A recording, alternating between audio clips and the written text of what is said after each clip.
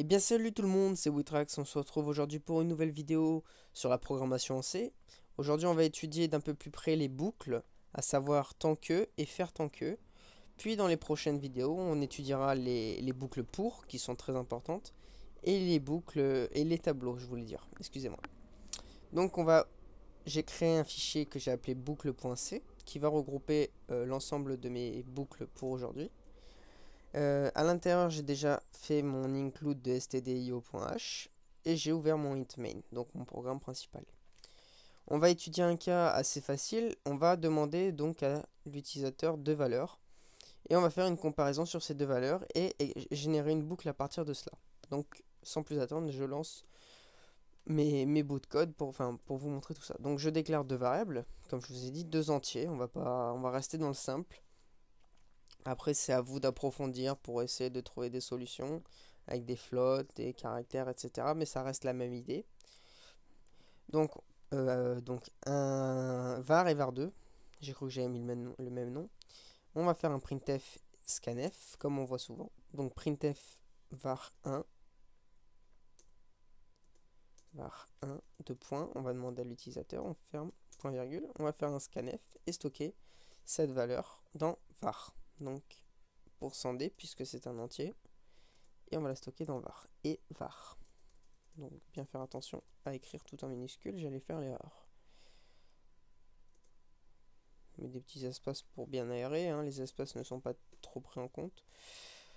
On refait un printf scanf, cette fois-ci pour var2.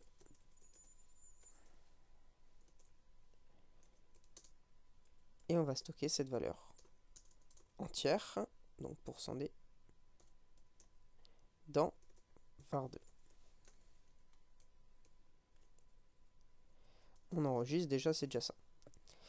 Ensuite, donc on va faire un test là-dessus et générer une boucle.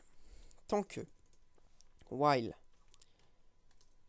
tant que var est différent, donc différent ça s'écrit comme ceci, point d'exclamation égale, différent de var2, on rentre dans la boucle. Donc si dès le début on marque var1, si on a les mêmes valeurs, on ne rentrera pas dans la boucle. Donc tant que on a cette valeur, on ouvre la collade comme d'habitude, et dedans on va y mettre tout ce qu'on a envie de mettre. Donc tant qu'on a var différent de var2, si on va faire un si dedans à l'intérieur de ce while, donc c'est la première fois qu'on voit une double structure, on va dire. Si c'est var qui est plus grand que var2, ça va générer ce code. Donc ce code à savoir, on va incrémenter var2 pour que var2 arrive à atteindre var. Donc là, on est bien d'accord que var2 est plus petit que var, hein, vous le voyez là. Donc strictement plus petit. Donc var2 va s'incrémenter, on va faire un printf en même temps pour montrer au fur et à mesure ce qui se passe, mais ce printf n'est pas nécessaire. Donc printf %d anti/n pour faire un saut à la ligne à chaque fois, et on va afficher var2. Donc var2 va prendre à chaque fois une nouvelle valeur. Si en revanche donc else, si en revanche donc l'autre cas c'est var plus petit que var2, donc else, dans l'autre cas c'est var qu'on va incrémenter puisque var sera plus petit que var2. On fait un printf de notre var pour pouvoir donc visualiser tout ça au fur et à mesure. On ferme notre else, on ferme notre while et notre int est fermé. Donc on va revoir un peu tout ça à l'œil. Donc notre programme va déclarer deux variables, var et var2. On va donc demander la valeur que l'utilisateur veut donner à var1. Donc on va faire un printf var1 deux points. On va faire un scanf pour récupérer la valeur donnée au clavier par l'utilisateur, à savoir la valeur que va prendre var. On va la stocker dans var, comme on a dit. Ensuite, on va faire un printf pour var2 et on va stocker la valeur donnée par l'utilisateur dans var2. Donc là, on aura deux valeurs qui vont être stockées. Tant que, donc on a notre tant que, var est différent de var2. Donc si dès le début on a var égale à var2, cette boucle n'est pas prise en compte. On le verra à la compilation. Donc si on entre dans ce cas de figure, donc si cette condition n'est pas remplie, on va donc, enfin si cette condition, on va dire, existe, c'est-à-dire que var est bien différent de var2. On a deux cas de figure, soit var est plus grand que var2, soit l'inverse, donc à savoir var plus petit que var2. Donc si c'est ce cas-là, on va incrémenter var2 pour que var2 puisse atteindre la valeur de var. Il va l'atteindre à un moment forcément. Dans l'autre cas, on va faire incrémenter. Donc on va, quand je dis incrémenter, ça veut dire qu'on va augmenter à chaque fois de 1 la valeur de var pour que var puisse atteindre la valeur de var2. À chaque fois, donc j'ai mis des printf pour pouvoir afficher en temps réel ce qui se passe dans notre boucle. On se rend donc dans le terminal, qui est ici. CD, donc je me mets dans le répertoire où il y a mes dossiers. On fait un ls, on vérifie que tout est là. On va donc faire un gcc-o, on va l'appeler boucle, et on va donc utiliser le fichier boucle.c. Donc comme ça, le nom qu'on va à l'exécutable sera boucle. La compilation a été faite, donc aucune erreur au niveau de mon code, et on va lancer boucle. On demande la valeur de var, on va mettre des petites valeurs, on va mettre 5, et la valeur de var2. Donc var2, on va le mettre plus grand que var dans le cas là, donc on va le mettre à 15. Donc ça veut dire que var2 sera plus grand que var1, et on va rentrer dans le cas suivant. Donc d'abord, on va voir le cas où il y a égalité. Dans le cas où il y a égalité, vous voyez que rien ne s'est fait. On n'est pas rentré dans la boucle, puisque la condition est bonne. Vous voyez que on a bien l'égalité entre var1 et var2. En revanche, si j'avais mis 5 et 15, donc 15, c'est-à-dire que var2 est plus grand que var1, on aurait eu une incrémentation de var1. Donc var1 qui est égal à 5 va s'incrémenter jusqu'à atteindre la valeur 15. Et une fois que var1 égale à 15, on sort de cette boucle.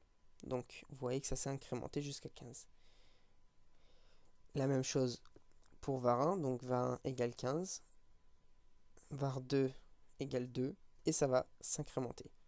var2 s'est incrémenté ici.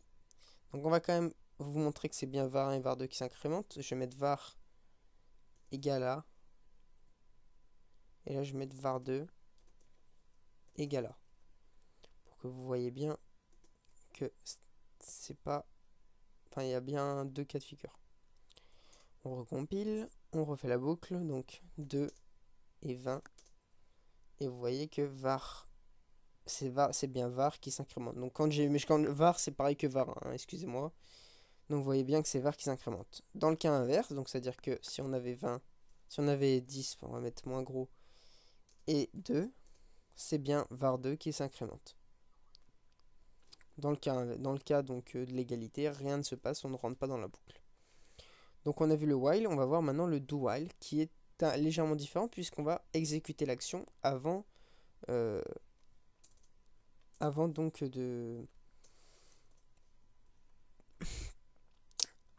avant de faire la vérification, excusez-moi. Donc le do, c'est pareil, faire. On ouvre la collade et on la ferme, et c'est là qu'on mettra toutes nos actions. Donc ces actions vont s'exécuter au moins une fois. Var ++. Donc on va faire un autre cas de figure. On va demander deux valeurs. Et là, tant que var est inférieur, par exemple, à var2, on va dire que var sera forcément plus petit que var2. On demandera à l'utilisateur. Mais on aurait pu mettre le si dans le do, hein, bien sûr. On va incrémenter var++. On va l'incrémenter avec var++. Jusqu'à ce qu'on atteigne la valeur var2. Ou sinon, on aurait pu faire... on va faire un printf déjà en dessous. Printf %d anti/n var. Donc voilà. Tant que var inférieur à var2, on va avoir l'incrémentation de var.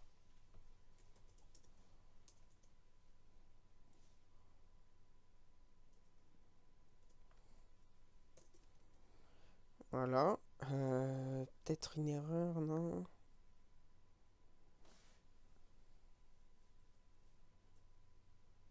Voilà, non, c'est bon. Donc là, on a vu ça. Ah oui, ce que je voulais vous dire aussi. Donc pour bien faire la différence lors de la compilation entre le while et le do while, lorsque vous allez avoir do while, vous mettez un point virgule à la fin du while. Donc pour bien faire comprendre que c'est un faire tant que et pas un tant que. Sinon, il va croire qu'il y a la suite de la structure qui va suivre ici. Donc bien mettre le point virgule ici. Voilà. Normalement, là, ça devrait être bon. On recompile. C'est bon. On demande de valeur toujours. Donc, je vais quand même faire un petit récapitulatif. On demande de valeur. Donc, on va admettre que var est plus petit que var2 pour rentrer dans cette condition. Donc, il va exécuter l'action. Il va incrémenter var au moins une fois. Puis, il va faire la vérification pour voir si var est bien plus petit que var2. Si c'est le cas, il va continuer à incrémenter var. Si ce n'est pas le cas, il va sortir de la boucle. On va voir ça en direct. Donc var1, on va le mettre à 1. var2, on va le mettre à 8. Et vous voyez que var s'est bien incrémenté jusqu'à atteindre 8. En revanche, si on avait notre var1 plus grand que le var2. Donc, vous voyez que var a pris la valeur 9. Pourquoi? Tout simplement puisque, comme je vous l'ai dit, l'action va se faire au moins une fois. Donc ici, var s'est incrémenté une fois. Et après vérification, est sorti de la boucle. En fait, on sort de la boucle à ce niveau-là, ici, au lieu de sortir là quand on avait le while. Donc c'est la petite différence. Et c'est utile quand vous voulez exécuter au moins une fois l'action avant de faire une vérification. Voilà, c'était Witrax, on se retrouve très bientôt pour une prochaine vidéo. Salut tout le monde!